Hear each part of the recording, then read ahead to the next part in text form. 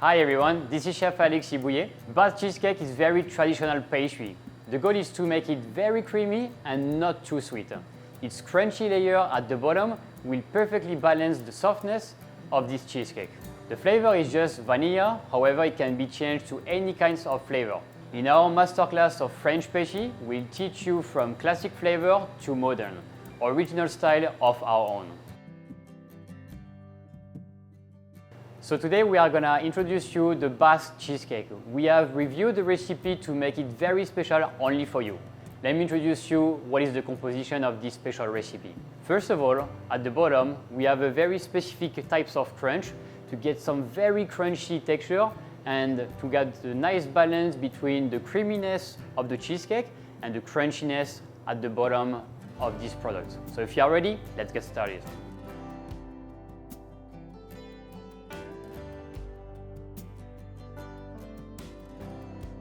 This recipe is quite simple, so you can easily redo it at home with the same technique as I'm gonna teach you right now. For this recipe of Basque cheesecake, we're gonna use a 6-inch ring, so pretty simple to find it everywhere. And we'll cover with aluminum foil on the side. And also the specificity of this one, to unmold it easily, we have a specific brown Japanese sheet to put it inside, and it will be easier for the baking process. For the first part of our recipe, we are gonna do the crunch. In this recipe, it is composed of 2 different parts. The first one is the base of the crunch, which is the sablé. It is composed of butter, and then we have mixed all the powders together, which is almond powder, flours, baking powder, and sugar. So this is for the first part of the recipe. The second part of the recipe, after we bake and cool down and crush the sablé, it is composed with crunchy feuilletine, some soft butter, and of course some white chocolate. That will give you a new types of crunch and will spread out into our ring, and then lay it set and ready for the next step. For the first part of the sablé, we're gonna use a KitchenAid bowl and the paddle attachment. However, if at home you don't have this type of equipment, you can still do it just by hand. In the beginning of the process, we need to make sure that the butter is slightly soft. So you can either way put it a few seconds in the microwave, or if it's okay, you can just leave it for 10-15 minutes at room temperature, and it's gonna be alright for the mixing process. So placing first into my mixing bowl the butter, and then we add the remaining of the powders over the butter. And then simply mixing all the ingredients with the paddle attachment.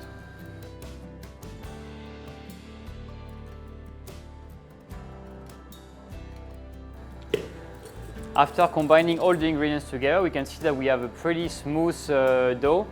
There is no more pieces of butter, and it is just mixed normally. We don't need to emulsify or mix it for a long time. So just like this, it is enough. Okay, so now the texture is ready. We can simply remove the paddle attachment. Now we have a pretty nice texture. It's gonna be the time to spread out between 2 baking papers. So we just take a baking paper, simply, and then we put everything in the middle. And then simply with a rolling pin, and we close our baking paper. At least you can do it very cleanly at home, and there is no extra flour on the side. And then we just press it gently to have a regular and thin layer. It will be just more convenient to bake it.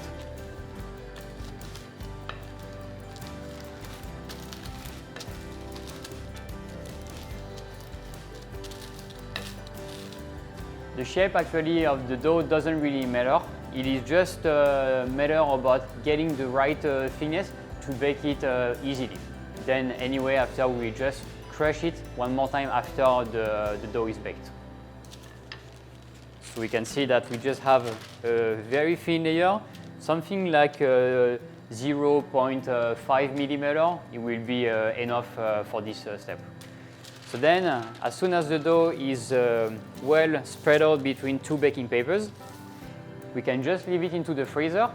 At home, if you want to do this step much earlier, let's say if you have 10 minutes of your time one day, you can just make it and keep it into the freezer. And then you can bake it at any time you want. So this one, just keep it into the freezer.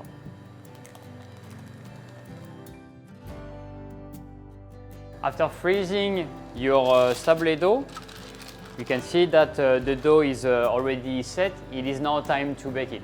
You can just set up your oven around 150 degrees and we'll bake it for 20 to 25 minutes and just getting a nice golden brown color.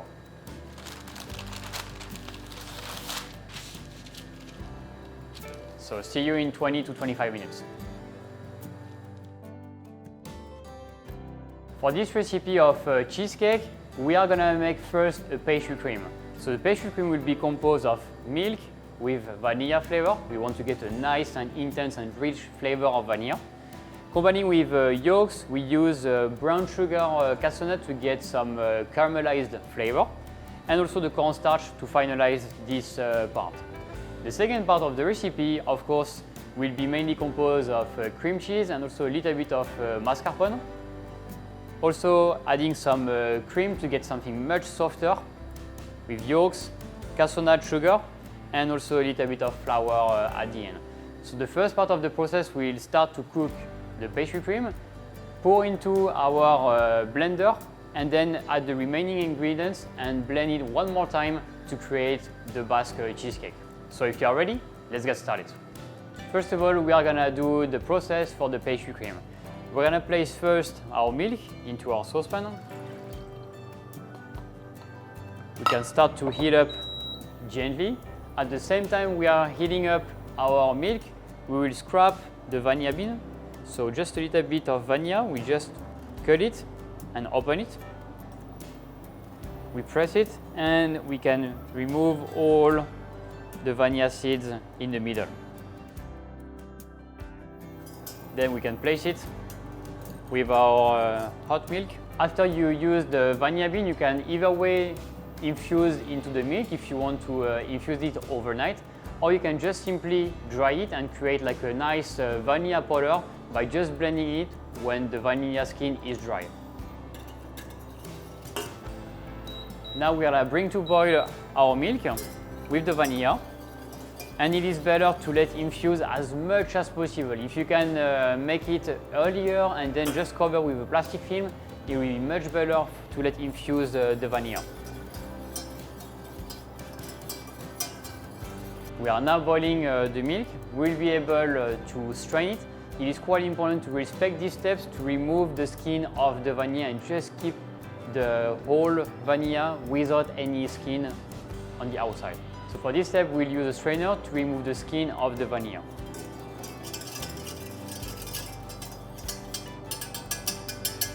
We simply strain it.